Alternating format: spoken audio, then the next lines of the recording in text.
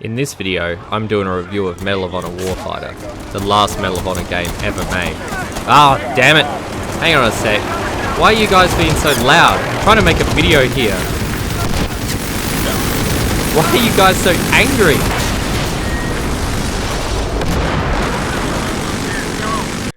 Pig intestines? Belgium chocolate? And milk? Is this what you guys were eating? It's all starting to make sense now.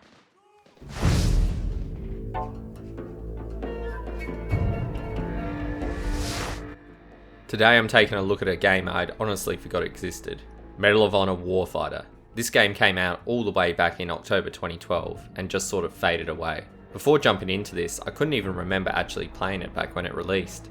It's no surprise either, this game didn't do so well sales wise, selling just over 300,000 units in the first week, and going on to sell 3 million units by 2013, which led EA to announce at their 2013 earnings call that the Medal of Honor series was being put on hold, and here we are, 7 years later, and still no more Medal of Honor. Well, except for that VR one that is supposed to be released this year, but we're talking about mainline games here. So what went wrong when the Medal of Honor reboot in 2010 did so well? Well, like Battlefield 3, this game is running on the brand new Frostbite 2 engine, which was revolutionary at the time, allowing for destructible environments and high quality visuals like we hadn't really seen before. Battlefield 3 implemented these beautifully into their game. Medal of Honor is a bit more of a mixed bag. While this game looks beautiful in some areas, things like terrain textures and the environment up close don't look so good. Where the game really shines though is in its weapon models. These look amazing, even today. The guns have scratches and marks all over them, like a well-used weapon would, and the reload animations look bulky and heavy for assault rifles, while the smaller SMGs look more effortless. The lighting is also really impressive for the time, and then there's the cutscenes. Just talk. We've had the same conversation 100 times. Don't. Just don't, not yet. Something happened. Everything's changed. Tom, what's changed? Who you are, what you do, what you have to do? Nothing's ever gonna change. Everything's changed. You always talk in circles with me. Like, come at me, hit me. Yeah, I know these are pre-rendered, but you can tell a lot of time and effort went into some of these. A lot of them almost look like a movie. It really helps sell the emotion of the characters. Again though, the quality is really inconsistent. A lot of these have a really choppy frame rate for some reason, and it gets even worse on the recordings when you play it back. I couldn't get them to play at a stable frame rate. They also do a lot of in-game cutscenes. While these don't look as good, they play nice and smooth. I would have much preferred them to just use this method throughout the whole game instead. The destruction was also a bit of a letdown too. I understand they couldn't go too crazy with it in this game, as it was meant to be more of a slow-paced tactical shooter, but there is barely anything here. They implemented what they called micro-destruction. And boy, is it micro. The most you can really destroy is a little bit of cover, like wooden boards or concrete blocks. That's really it. I feel like they could have incorporated this a lot better while still staying true to the slower paced shooter they were going for. Maybe by having some destructible buildings, but you don't get many explosives to use? I don't know. It was just really lackluster for me. Even in the single player set piece moments, the destruction didn't look too good to me. I mean, look at the difference from Battlefield 3 to this, and it's hard to believe they're on the same engine.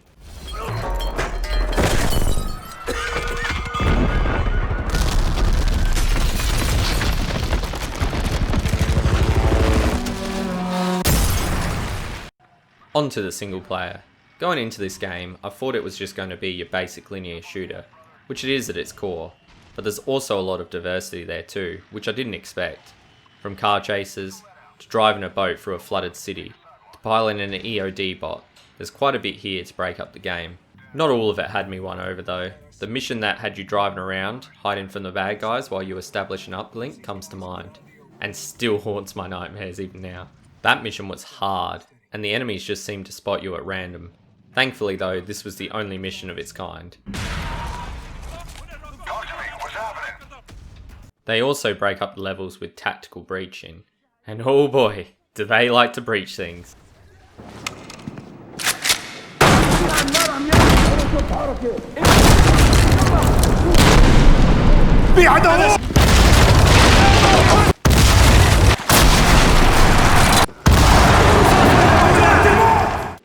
see all that breaching?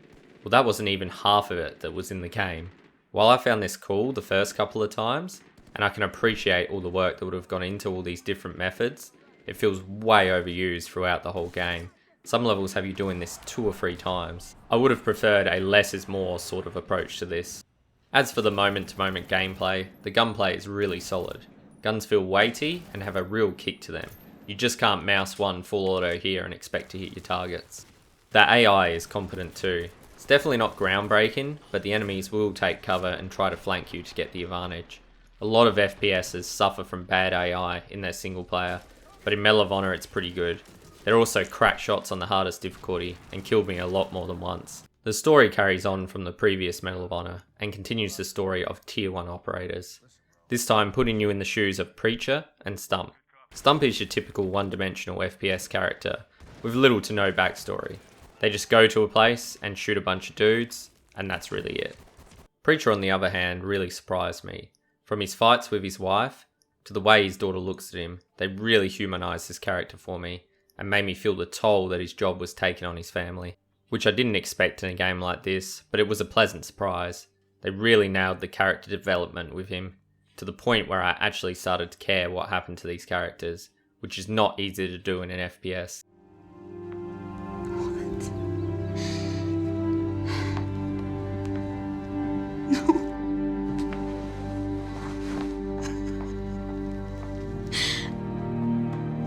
What's wrong, Mommy? Oh, honey.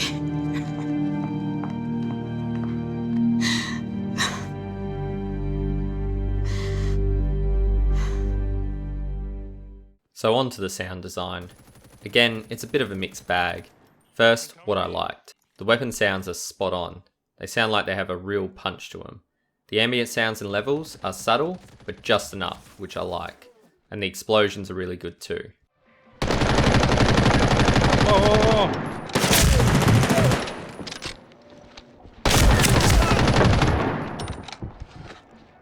I also really like all the voice acting. They really help to sell the characters. I do have one big issue with it though. A lot of the time in the pre-rendered cutscenes, the voices either won't match up, or the voices will sometimes double up, which really breaks the immersion. The cars all sound off to me too. While I like the sounds overall, it doesn't seem to match up with what the car is actually doing. In the Dubai level, this is especially noticeable when the car changes gears. All the sound just sort of stops, and it's really distracting to me. Dusty, you're in. Uplink lock. Mother status? Roger. This is Satlink, so stay away from tunnels until... Alright, let's talk about the story. If you don't want spoilers, skip to here. So the game starts out with Mother, Voodoo and Preacher sneaking into a ship dock in Pakistan. They're assigned to sabotage a black market arms deal involving a jihad movement. They plant the explosives successfully on the truck they intend to destroy, but when they set off the charges, a secondary explosion is triggered, destroying a cargo ship and half the dock in the process, and they are forced to flee. They are later debriefed by Dusty, an operative from the previous game, and find out the ship was carrying PETN. Basically, make stuff go boom. Yes, I had to look it up. The team then determines the ship was bound for the Philippines and quickly follows the lead to Isabela City, which is currently flooded due to a typhoon. A terrorist group led by Al Khalifa has kidnapped several hostages and is trying to ransom them. The team links up with Task Force Tiger from the Filipino army to stop them. They quickly set up sniper positions around the building and see Al Khalifa conferring with an unknown terrorist head. Preacher requests permission to take the shot, but is denied. Task Force Tiger instead given their own sniper permission. They take the shot, only wounding Khalifa in the process, making the terrorists run and the hostages flee. They are then ordered to assault the building, but take some casualties after a failed door breach. Tiger Squad and the SEALs are then ordered to withdraw as they intend to negotiate with the terrorists. Tiger Squad and the SEALs disobey this order and instead try to rescue the remaining hostages.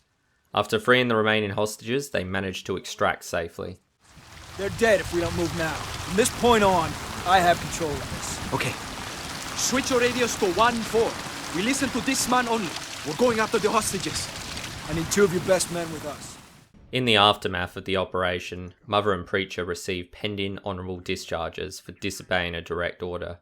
Voodoo is appointed the new squad leader with Stump serving alongside him. Preacher seizes this opportunity to try to repair his marriage and his relationship with his daughter that has started to fall apart due to the nature of his job, travelling to Spain where they have moved to be with the grandparents. This is what I like about Preacher's character development. It really helps to humanise him in my opinion, and I'm glad they took the time to really flesh him out as a character.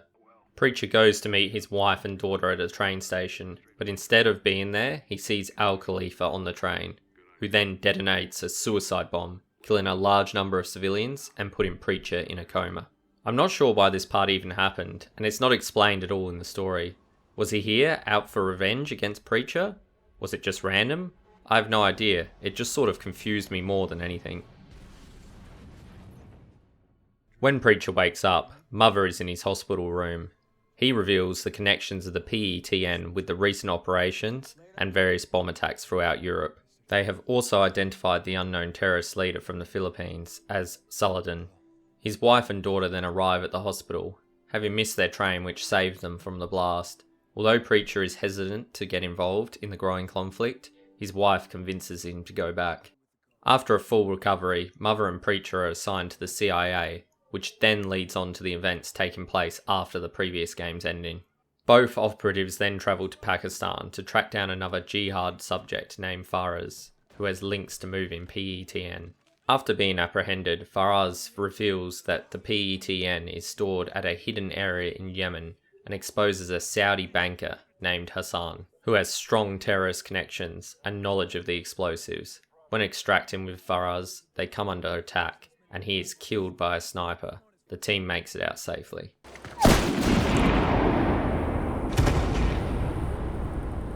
Shit, he's gone! Come on! After identifying the location in Yemen, Voodoo and Stump are sent with a unit to raid the facility. After fighting through the waves of enemies, they discover that half the PETN is missing, and blow up the half that is there. Dusty then assigns Preacher and Mother to abduct Hassan in Dubai, so that they can interrogate him. After successfully taking him captive, they are spotted by Saladin's men, who chase them into a sandstorm that is raging through the city. They manage to upload the data from Hassan's laptop before being captured by his men. Dusty gathers the intel from the laptop, which leads him to an arms dealer known as Bojack. Voodoo and Stump are sent in to capture him and find out what he knows. They link up with a team of Polish Grom and track down the source of the PETN to a local hockey rink, assaulting it and capturing Bojack in the process. The arms dealer then reveals that there are 2 ships containing PETN that had just left Dubai, and after tracking down the vessels, Voodoo and Stump are sent to intercept one of the ships, as the other one has already been secured by NATO forces. Meanwhile, Preacher and Mother are being interrogated by Saladin aboard the ship Voodoo and Stump have been sent to intercept. Mother is executed right in front of Preacher for refusing to talk. This sends Preacher into a rage, and he manages to escape, killing most of Saladin's men. Amok.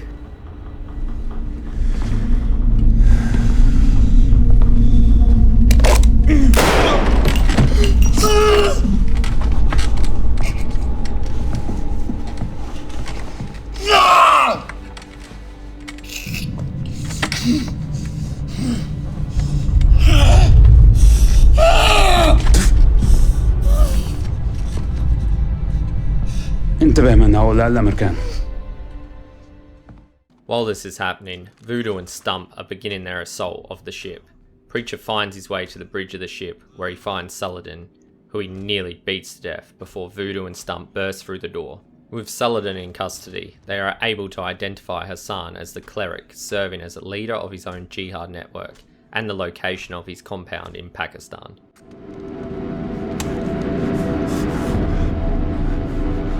Go ahead. It's not going to save your friend. Preacher and Dusty personally join the assault of his compound. During the assault, Voodoo and Preacher are able to locate Hassan and kill him when he tries to detonate a bomb that is strapped to his chest. Preacher and the squad then return home, where the team and their families attend Mother's funeral and say goodbye to their friend. This moment genuinely had me a little bit choked up.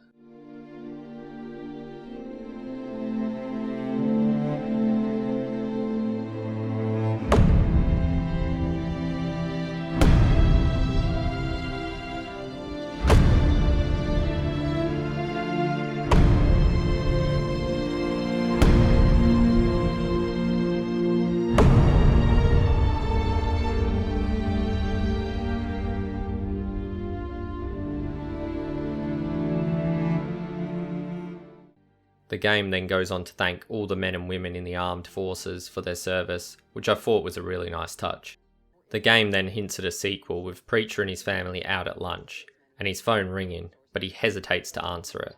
But after some reassurance from his wife, he picks it up. And that's it. Hints of a sequel we will probably never get. I said it before, but I really enjoyed this campaign. While it can be very confusing and a bit convoluted at times, it conveyed the emotional toll and impact the war can have on people serving and their families really well, which I honestly didn't expect, that level of deepness from a game like this, but I'm definitely glad they took the time to do it. Now on to the multiplayer. It's completely dead, but I couldn't leave my review unfinished, so I made a mate download it and off we went. Also, the last person playing this game in the world joined, so now it was a 1v2. Oh, we're in! Bro, we're in! It's actually really fun. Even though we aren't getting the proper experience of a full server, and the ping was super high, it was a good time. I really like how all the classes feel different, and have their own special abilities. My favourite being the Spec Ops, who has a signal scan ability which allows you to see a player's outline through objects for a couple of seconds. You also get kill streak bonuses. I only got to try a few of these, and they're different depending on what class you were. I didn't really think these fit into a game like this that's trying to be a bit more of a tactical shooter. Feels like more of a fast-paced shooter thing, like COD, and I could see them getting annoying on a full server.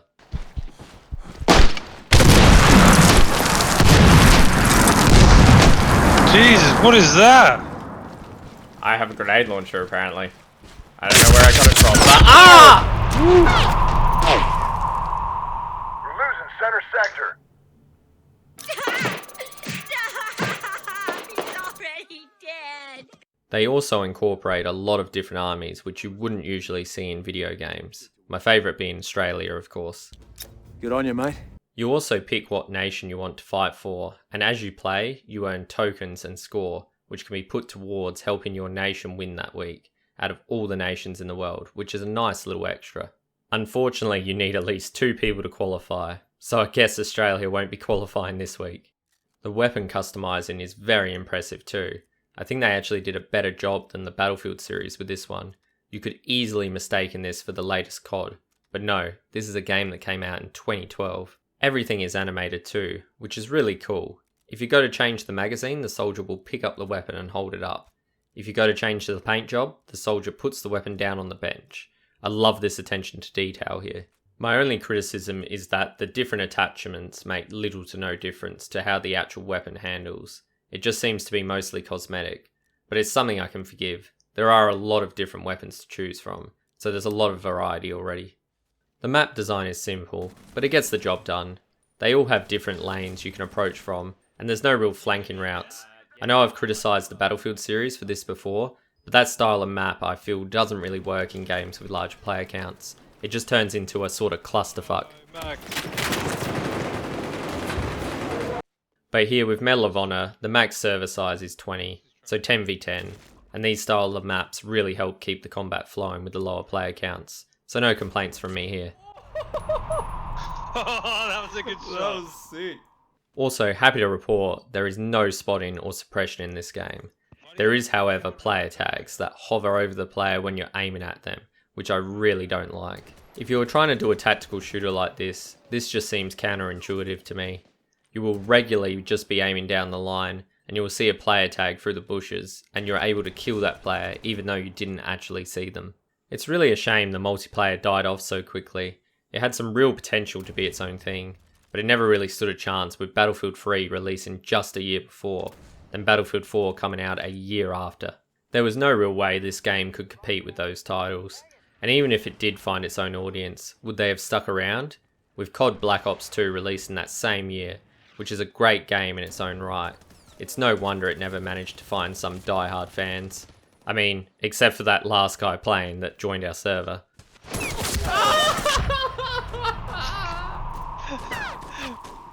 This is a game I can still recommend just for the single player though. If you're looking for a decent linear shooter from the early 2010s, this is definitely for you. It goes on sale regularly and you can usually get it from 10 to 20 bucks. If you're like me though, and like a solid multiplayer FPS experience, give this one a miss. There's nothing here for you unfortunately. Anyways, I hope you enjoyed the video. The next game we will be looking at asks one of life's most burning questions. What would happen if a planet was a halo instead of flat? I'll see you then. Just, I'll shoot in the air. He's nowhere near me, so. Oh yeah, I see ya. Alright, we got it. I'll just edit it to make it look legit. You face the other way, Right, shooting okay. or some shit. Ready? Yeah. Alright, yeah, go. Shoot.